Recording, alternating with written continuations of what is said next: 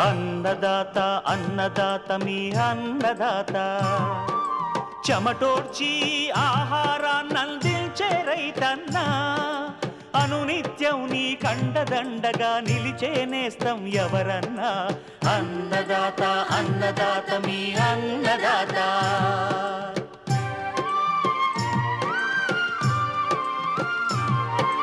నూతన రీతుల సాగుబడికి నూరింతలు పెరిగే దిగుబడికి సూచనలిచ్చే సస్య రక్షణకు పశు పోషణకి శాస్త్ర విజ్ఞానం అందించి ముందుకు నడిపే తెలుగు రైతు భారతదేశానికి మకుటం అయ్యేలా తీర్చిదిద్దే ఆశయంతో మిమ్ము మేలు కొలిపేది అన్నదాత అన్నదాత అన్నదాత మీ అన్నదాత అన్నదాత అన్నదాత మీ అన్నదాత.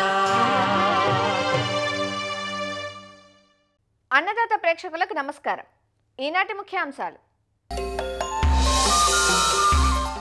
మాగి రబీ జొన్న సాగులో మెలకువలు,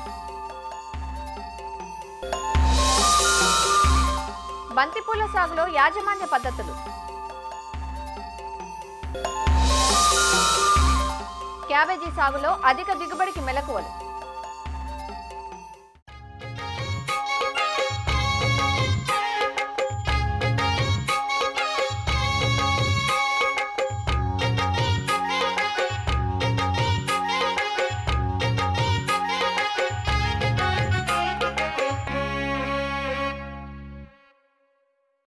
తెలుగు రాష్ట్రాలలో పండించే చిరుధాన్యపు పంటల్లో జొన్న ప్రధానమైనది. పెరిగిన వినియోగంతో జొన్నను ఆహార ధాన్యంగానే కాకుండా పశువుల దానాగాను పలు రకాల ఉప ఉత్పత్తుల తయారీలోనూ ఉపయోగిస్తున్నారు. గింజను తీసుకున్నాక చొప్పను పశువులకు మేతగా ఉపయోగిస్తారు.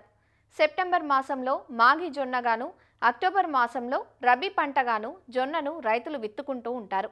మాగి రబీ కాలాల్లో జొన్న నుంచి ఎకరాకు 20 నుంచి 25 క్వింటాళ్ల అధిక దిగుబడులు సాధించాలంటే రకాల ఎంపిక మొదలు సాగు ఆశాంతం శాస్త్రీయ యాజమాన్య పద్ధతులు పాటించాలి. వివరాలు తెలియజేస్తున్నారు ఆచార్య ఎన్జీ రంగా వ్యవసాయ విశ్వవిద్యాలయం నంద్యాల ప్రాంతీయ పరిశోధనా స్థానం జొన్న విభాగం శాస్త్రవేత్త డాక్టర్ ఆయేషా పర్వీన్. చిరుధాన్య పంటలలో అధిక పోషకాలు లభించే పంటలలో జొన్న అనే పంట ఒకటి. ఈ పంట మనం సీజన్ చూసుకున్నట్లయితే మనకు మాగి జొన్న అయితే మనము సెప్టెంబర్లో వేసుకోవచ్చు. అదే మనకు రబీలో వేసుకోవాలైతే మనం అక్టోబర్ మాసంలో వేసుకోవచ్చు.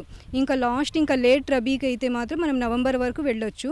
మనం నవంబర్లో ఈ పంటని వేసుకోవాలంటే కొద్దిగా సీడ్ రేట్ అనేది పెంచుకోవాల్సి వస్తుంది. ఎందుకంటే మొవ్వు చంపు ఈగ అనేది లేట్గా సోయింగ్ చేసుకున్నప్పుడు ఎక్కువ వస్తుంది కాబట్టి కొద్దిగా సీడ్ రేటు మనం లేట్ సోయింగ్స్లో పెంచుకోవాల్సి వస్తుంది. ఇంకా మనం నేలలు చూసుకున్నట్లయితే నల్లరేగడి నేలలు, తేలికైన ఎర్ర నేలల వరకు మనకు సరిపోతాయి. అలాగే విత్తన మోతాదు అయితే మాత్రం మనకు ఒక ఎకరానికి 3 నుండి 4 కేజీల వరకు సరిపోతుంది. తెల్ల జొన్నలు అయితే మనకు రకాలు హైబ్రిడ్లు 2 దొరుకుతాయి. అలాగే పచ్చ జొన్నలు అయితే మనకు రకాలు మాత్రమే కనిపిస్తుంటాయి.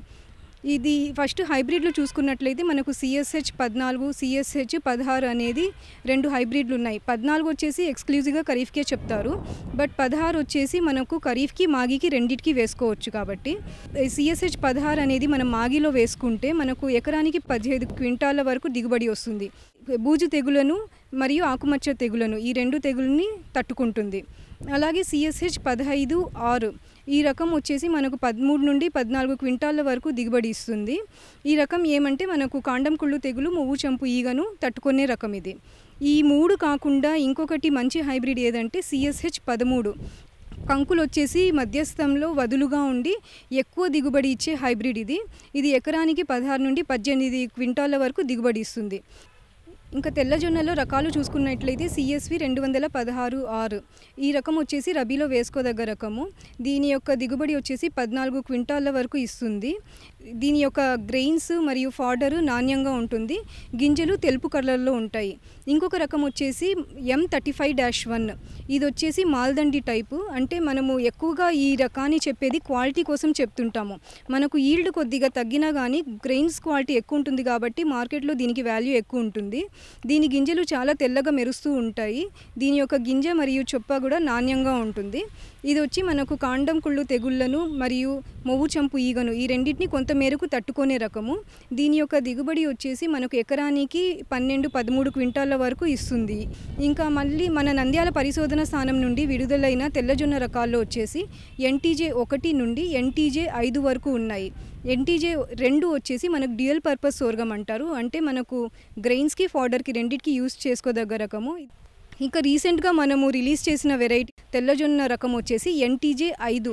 ఈ 5 వచ్చేసి పొట్టి జొన్న రకము. దీని యొక్క పంట కాలం వచ్చేసి 95 రోజుల నుండి 100 రోజుల లోపలే అయిపోతుంది. దీని యొక్క దిగుబడి మనము 18 నుండి 25 క్వింటాల వరకు చెప్పుకోవచ్చు. దీని యొక్క చొప్ప మరియు గ్రెయిన్స్ వచ్చేసి నాణ్యంగా ఉంటాయి. అలాగే పచ్చజొన్న రకాల్లో చూసుకున్నట్లయితే మనము N13, N14, N15 ఈ 3 రకాలు ఉన్నాయి. N13 9 క్వింటాల వరకు ఇచ్చినా కానీ జొన్న మల్లెను తట్టుకునే రకము. పానికల్స్ వచ్చేసి చాలా కాంపాక్ట్గా ఉంటాయి. అదే N14 చూసుకున్నట్లయితే మనకు 12 క్వింటాల వరకు దిగుబడి వస్తుంది. దీని యొక్క చొప్ప చాలా నాణ్యంగా ఉంటుంది, ఎక్కువ చొప్ప దిగుబడి కూడా వస్తుంది. ఈ రెండిటితో పోల్చుకుంటే N15 అన్న రకము పచ్చజొన్న రకము, ఈ రకం యొక్క దిగుబడి మనకు 13 క్వింటాల వరకు వస్తుంది ఎకరానికి. దీని యొక్క చొప్ప నాణ్యంగా ఉంటుంది, చొప్ప దిగుబడి కూడా N13, 14తో పోల్చుకుంటే ఎక్కువగా వస్తుంది. రకాలు మనం ఎంపిక చేసుకున్న వెంటనే చేయాల్సింది విత్తన శుద్ధి. విత్తన శుద్ధితో మనం చాలా వరకు పెస్ట్ డిజీజెస్ని కంట్రోల్ చేసుకోవచ్చు. ఒక కేజీ విత్తనానికి 3 గ్రాములు థైరమ్ లేదా క్యాప్టన్తో విత్తన శుద్ధి చేసుకోవాలి. అదే మనకు మొవ్వు చంపు ఈగ అనేది ఎక్కువగా ఉన్న ప్రాంతాల్లో ఏం చేయాలంటే థయోమితాగ్జమ్ అన్న మందును 3 గ్రాములు ఒక కేజీ విత్తనానికి కలిపి విత్తన శుద్ధి చేసుకుంటే మనకు ఈ మొవ్వు చంపు ఈగ అనేది రాదు. అలాగే తెగుళ్లలో గింజబూజు తెగులు, బంకకారు తెగులు, అలాగే కాండం కుళ్ళు తెగులు ఇవి కూడా మనం చాలా వరకు నివారించుకోవచ్చు. వరుసకి మధ్య 45 సెంటీమీటర్లు ఉండేటట్లు చూసుకోవాలి. అలాగే ఒక వరుసలో మొక్కకు మధ్య 12 నుండి 15 సెంటీమీటర్లు గ్యాప్ ఉండేటట్లు మనం విత్తుకోవాలి. ఎరువులు అంటే మనం చివరి దుక్కిలో ఏం చేయాలంటే ఒక ఎకరానికి 4 టన్నుల పశువుల ఎరువును, 45 కేజీస్ యూరియా, 150 కేజీల SSP, అలాగే 30 కేజీల MOP ఈ 3 కలిపి మనము పంట విత్తుకునేటప్పుడు వేసుకోవాలి. పంట మోకాలెత్తు వచ్చినప్పుడు ఆ 45 కేజీల యూరియాని మళ్ళీ వేసుకోవాలి. ఇంకా మనం ఇది రబీలో వేసుకుంటుంటాం కాబట్టి ఒకవేళ నల్లరేగడి నేలలైతే మనకు 15 రోజులకు ఒకసారి నీరు కట్టాల్సి ఉంటుంది. అలాగే ఎర్ర నేలలైతే వారానికి ఒకసారి నీరు కట్టుకోవాలి. అవసరాన్ని బట్టి మనం నీరు కట్టుకోవాలి. నీటి యాజమాన్యంలో మెయిన్ స్టేజెస్ వచ్చేసి పూత దశ మరియు గింజ పాలు పోసుకునే దశ. ఈ 2 దశలో మనం నీరు కట్టినట్లయితే మనకు అధిక దిగుబడి వస్తుంది. మనం విత్తిన 30 రోజుల తర్వాత ఏం చేయాలంటే దంతితో కానీ గుంటకతో కానీ మనము అంతర్కృషి చేసుకున్నట్లయితే మనకు తేమ బాగా నిలబడి దిగుబడి ఎక్కువ వస్తుంది.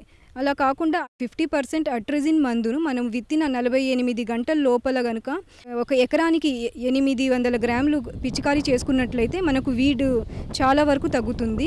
ఒకవేళ మనకు జొన్న మల్లె కనుక కనిపిస్తే అంటే జొన్న మల్లె మనకు 35 నుండి 40 రోజుల తర్వాత కనిపిస్తుంది. ఒక 50 గ్రాములు అమోనియం సల్ఫేట్ కానీ లేకుంటే 200 గ్రాములు యూరియా కానీ లీటర్ నీటికి కలుపుకొని మనం మల్లె పైన ఒక్కటే పిచికారీ చేసుకోవాలి. ఇలా చేసుకుంటే జొన్న మల్లెను నివారించుకోవచ్చు.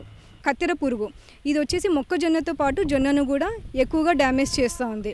పంట విత్తిన 30 రోజుల లోపల ఏం చేయాలంటే అజాడిరెక్టిన్ 1500 ppm అనే మందును లేకుంటే వేపగింజల కషాయము 1 లీటర్ నీటికి 5 ml వేసుకొని పిచికారీ చేసుకున్నట్లయితే ఫస్ట్ స్టేజెస్లోనే మనం కంట్రోల్ చేసుకోవచ్చు.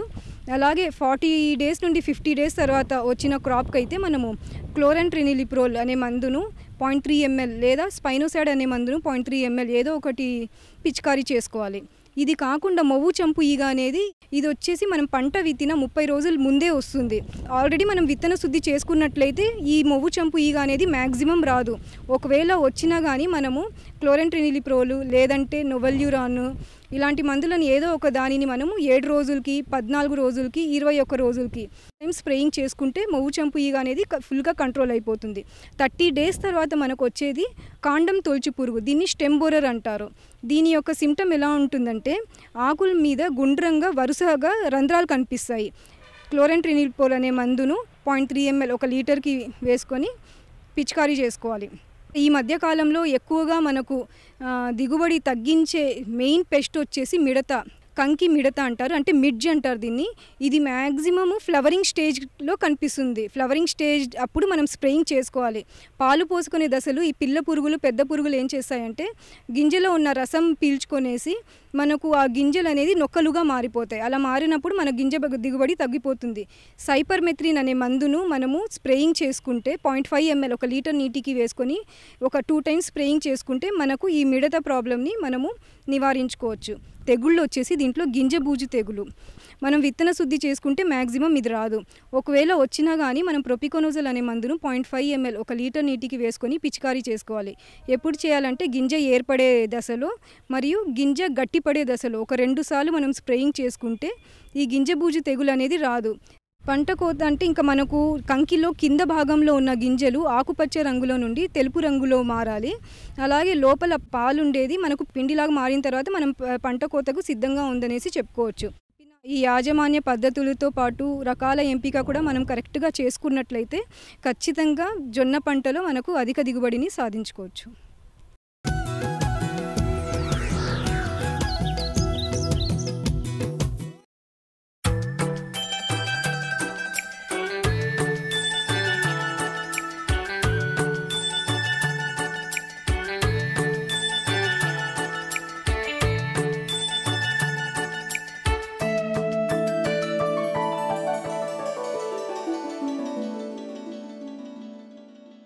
పూల సాగులో పేరెన్నికగన్న పూబంతి బంతి. వివిధ సైజుల్లో ఆకర్షణీయమైన రంగుల్లో అందరికీ అందుబాటు ధరలో దొరకటం వల్ల నేడు ప్రతి ఇంట బంతిపూల వాడకం సర్వసాధారణమైపోయింది. ప్రధానంగా శుభకార్యాల్లోనూ అలంకరణలకు ఎక్కువగా వినియోగిస్తుండటం వల్ల పండుగల సీజన్లో మంచి డిమాండ్ ఉన్న పంట ఇది. కేవలం పూబంతిగానే కాదు, ఈ మొక్కల నుండి లభించే సహజ రంగులను వివిధ పరిశ్రమల్లో వాడుతున్నారు. సాధారణంగా పండుగల పరంపర ప్రారంభమయ్యే సెప్టెంబర్, అక్టోబర్ మాసాల నుంచి బంతిపూలకు మంచి డిమాండ్ ఉంటుంది. సంవత్సరం పొడవునా బంతిని సాగు చేసే అవకాశం ఉన్నప్పటికీ నాణ్యమైన పూల దిగుబడి శీతాకాలంలో ఎక్కువగా ఉంటుంది. బంతిపూల సాగులో యాజమాన్య పద్ధతులను తెలియజేస్తున్నారు డాక్టర్ వైఎస్ఆర్ ఉద్యాన విశ్వవిద్యాలయం పార్వతీపురం ఉద్యాన కళాశాల assistant professor doctor Kranthi Kumar. సాధారణంగా ఏంటంటే బంతి మనం నాటుకునేటప్పుడు ఏంటంటే మనం జూలై మొదటి వారం నుంచి ఫిబ్రవరి మొదటి వారం వరకు కూడా మనం వేసుకోవచ్చు. కాకపోతే ఏంటంటే ఎస్పెషల్లీ సెప్టెంబర్, అక్టోబర్ మాసాల్లో వేసుకున్నట్లయితే మనకి మంచి దిగుబడి రావడం జరుగుతుంది. అదేవిధంగా సరైన ఫెస్టివ్ సీజన్ కనుక మార్కెట్లో కూడా మంచి డిమాండ్ ఉంటుంది. సో అందువలన అంతేకాకుండా దాని నుంచి ఏమైనా విత్తనం తీసుకోవాలన్నా కూడా మంచి విత్తనం రావడానికి అవకాశం ఉంటుంది. కనుక రైతులు ఈ సెప్టెంబర్, అక్టోబర్ మాసాల్లో మనం ప్లానింగ్ చేసుకున్నట్లయితే నాటుకున్నట్లయితే మంచి దిగుబడులు వస్తాయి. మరి సాధారణంగా ఇది ఏంటంటే బంతి అన్ని రకాల నెలల్లో కూడా పెరుగుతుంది. కాకపోతే విషయం ఏంటంటే మరుగునీరు అనేది నిల్వ ఉండకూడదు. ఎస్పెషల్లీ డ్రైనేజ్ వ్యవస్థ బాగుండాలి. కూడా 7 నుంచి 7.5 ఉదజన సూచికున్నటువంటి నేలల్లో బాగా ఇది రావడానికి అవకాశం ఉంటుంది. బంతిలో ఆఫ్రికన్ జాతి రకాలు, ఫ్రెంచ్ జాతి రకాలు ఉంటాయి. కాకపోతే మార్కెట్లో మాత్రం ఎక్కువగా రైతులు కూడా ఆఫ్రికన్ జాతి రకాలను ఎక్కువగా పెంచుకుంటారు. పబ్లిక్ సెక్టర్ వెరైటీలో అయితే మనకి ఐఏహెచ్ఆర్ బెంగళూరు వారి నుంచి ఉండే అర్కా బాను, అర్కా అబి, అర్కా సుబా రకాలు ఉంటాయి. అదే మనకి ఐఏఆర్ఐ ఢిల్లీ వాళ్ళు అయితే పూసా నారంగ్, పూసా బాసంతి రకాలు ఉంటాయి. వీటితో పాటుగా ప్రైవేట్ రకాలు కూడా మంచి దిగుబడిని ఇవ్వడం జరుగుతుంది. సరే, విత్తన మోతాదు చూసుకున్నట్లయితే ఎకరానికి సుమారుగా 600 నుంచి 800 గ్రాముల వరకు అవసరం ఉంటుంది. కాకపోతే ఏంటంటే రైతులు ఈ చేసుకునేటప్పుడు కంపల్సరీగా నారుమడిలో మేలైన యాజమాన్య పద్ధతులను అవలంబించడం ద్వారా మంచి మొక్కలను ఉత్పత్తి చేసుకోవచ్చు. ఇది నాటేటప్పుడు కంపల్సరీగా 25 రోజులు వయసు ఉండి 3 నుంచి 4 ఆకులు వచ్చినటువంటి మొక్కలను తీసేసుకోవాలి. ఈ మొక్కలు నాటుకునేటప్పుడు రైతులు ముందుగా నేలని బాగా కలిగి దున్నుకోవాలి. దున్నిన తర్వాత చివరి దుక్కులో 20 టన్నుల పశువుల ఎరువును, దాంతోపాటుగా 40 నుంచి 80 కేజీల యూరియాను, 500 కేజీల సింగిల్ సూపర్ ఫాస్ఫేట్ను, 130 కేజీల మ్యూరేట్ ఆఫ్ పొటాషియం వేసుకొని బాగా కలిగి దున్నాలి. ఈ కలిగి దున్నిన తర్వాత ఆఫ్రికన్ జాతి రకాలకైతే సుమారుగా మొక్కకి 30 సెంటీమీటర్లు ఎడము, అదే వరుసకి 40 సెంటీమీటర్ల ఎడంలో మొక్కలు అనేది నాటుకోవాల్సి ఉంటుంది. మొక్కలు నాటుకునేటప్పుడు సాయంత్రం వేళల్లో కానీ నీడగా ఉండే టైంలో మాత్రం నాటుకున్నట్లయితే మొక్కలు బాగా మనకి సస్టైన్ అవుతాయి. సో అందువలన రైతులు ఈ విషయం గమనించాలి. మొక్కలు నాటిన తర్వాత చిన్న తడి అనేది కంపల్సరీగా ఇవ్వాలి. అదే మొక్కలు నాటిన తర్వాత 35 రోజుల తర్వాత ఒకసారి 40 నుంచి 80 కేజీలు యూరియాను పైపాటుగా వేసుకొని వాటర్ ఇవ్వాల్సి అవసరం ఉంటుంది.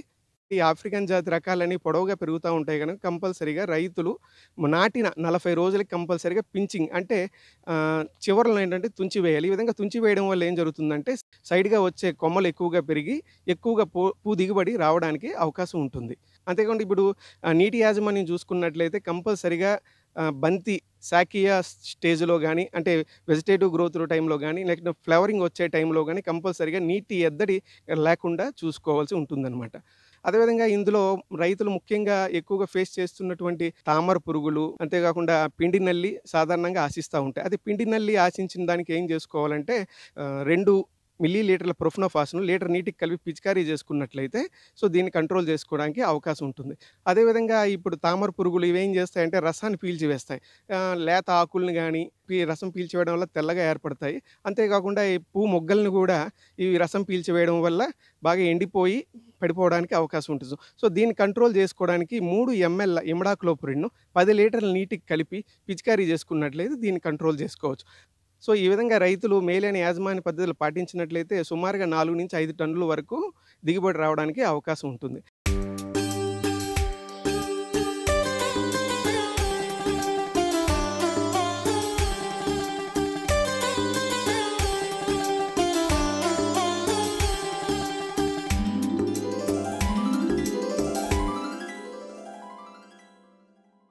శీతాకాలంలో మంచి దిగుబడినిచ్చే కూరగాయ పంటలు క్యాబేజీ, క్యాలీఫ్లవర్లు.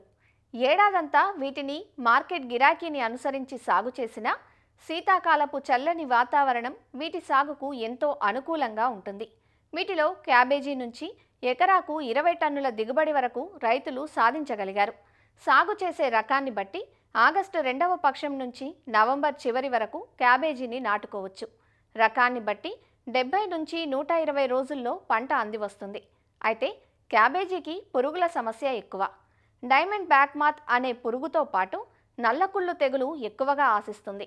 వీటి నివారణకు ఒక్క రసాయన మందులపై ఆధారపడకుండా సమగ్ర సస్యరక్షణ చర్యలను సాగు ఆరంభం నుంచి ఆచరణలో పెట్టాలి. మరి నాణ్యమైన క్యాబేజీ గడ్డల కోసం సాగులో ఎలాంటి మెలకువలు పాటించాలో రాజేంద్రనగర్లోని శ్రీ కొండా లక్ష్మణ్ తెలంగాణ రాష్ట్ర ఉద్యాన విశ్వవిద్యాలయం కూరగాయల పరిశోధనా స్థానం ప్రధాన శాస్త్రవేత్త మరియు అధిపతి డాక్టర్ డి అనిత నుంచి తెలుసుకుందాం. క్యాబేజీ పంట ముఖ్యంగా మనకి రబీ సీజన్లో అంటే అక్టోబర్ నవంబర్ మాసం ఈ శీతాకాలంలో మనకి తెలంగాణ ప్రాంతంలో మంచిగా దిగుబడిని ఇస్తుంది. అయితే ఈ క్యాబేజీ పంటను పండించడానికి మనకు నేల ముఖ్యంగా ఒకవేళ నల్ల నేల అయితే కొంచెం ఇసుక శాతం ఉండి నల్ల నేలలు లేదా గుల్లగా ఉన్న నేలలు, ఎర్ర నేలలు ఇవన్నీ కూడా క్యాబేజీ పంటకు అనుకూలంగా ఉంటాయి. ఇకపోతే ఉదజన సూచిక విషయానికి వస్తే 5.5 నుంచి 6.5 వరకు ఇది తట్టుకుంటుంది.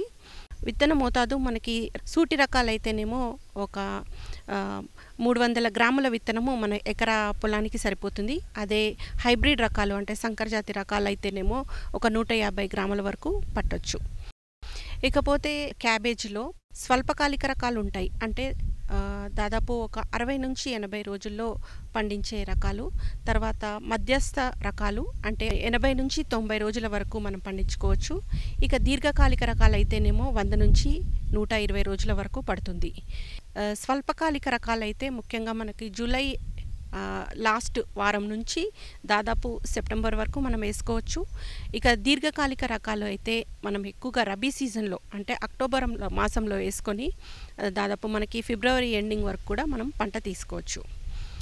ఈ రకాలు అనేవి ముఖ్యంగా ఈ స్టేట్ అగ్రికల్చర్ యూనివర్సిటీస్ తర్వాత ICR సంస్థల ద్వారా వచ్చిన రకాలు ఉంటాయి.